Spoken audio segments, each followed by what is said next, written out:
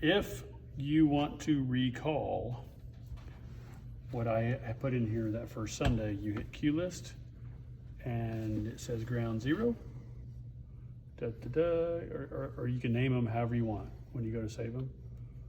If you want to recall, do you want to recall what I put in, or do you have stuff set in there for Sunday? No, we don't have stuff set for this Sunday. You can recall it. Yeah, that's fine. So you hit recall and it will automatically. That was pretty. Isn't that cool? Okay, so, and then menu takes you back to zero. Okay. So then, if we wanted to create a new one, like let's say we have a new set that we're like, oh yeah, we like this all works. How do we make a new one? Just hit store. And it just tells you unnamed snapshot 6. So now you go to Q list, unnamed snapshot 6.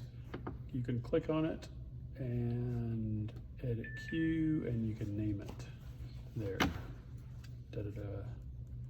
So you can name it. You could name say, it.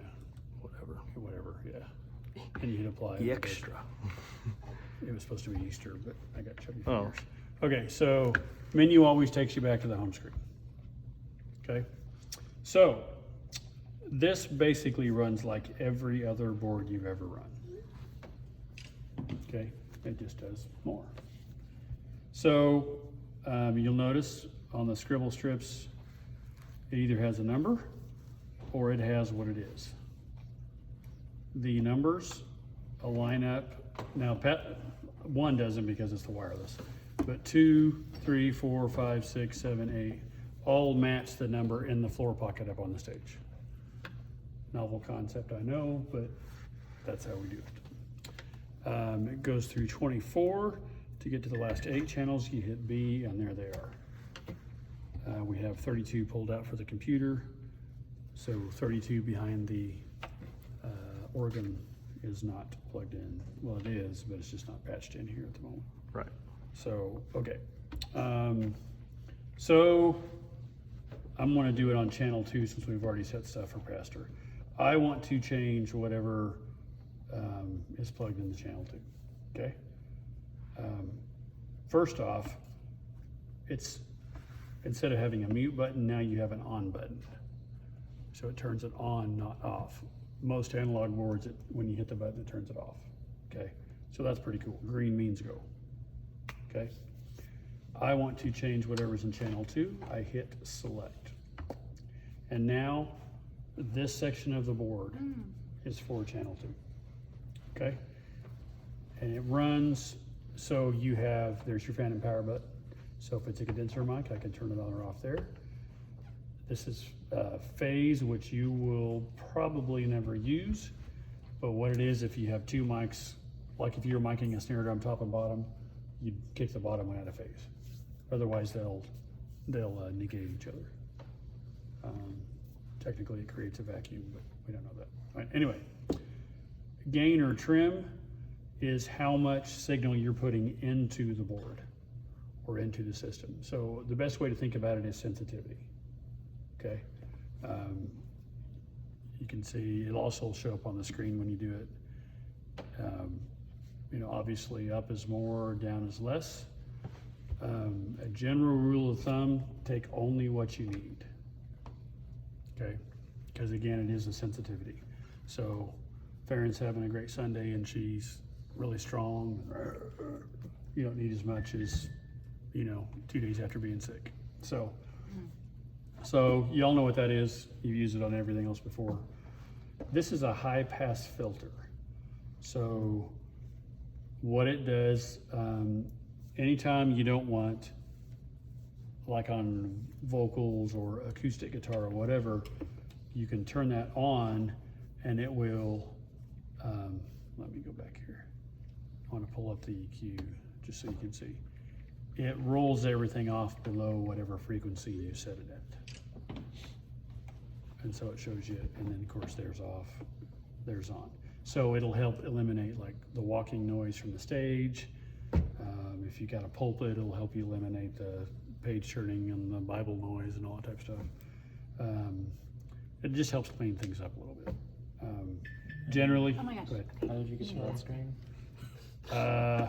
Hit EQ. Oh. Okay. Yeah, so generally use it on vocals. You'll probably use it on acoustic guitar, maybe on piano, but he does a lot of left-hand stuff, so, you know, leave it on. It just helps clear things up. And we'll go over general mixing things in a little bit. Second section is a gate. The only thing I have it working on is the kick drum right now. And what that is if you turn it on, it only opens the channel when it reaches a certain signal level. Okay, that's the threshold. So the more you turn it up, the more signal you're going to have for that channel to open. Okay. And when you have an X on it, that means It's gates close. on. Yeah, it's right? gates on. Yeah. So yes. So it's exactly like it sounds. It's a valve or it's a gate. You push the gate hard enough, it opens. Okay. Little tiny dog can't open the gate. Big dog opens the gate. Depth is how much reduction it does. I don't know why you would ever not have it all the way closed, but that option is there. Release is how long it stays open.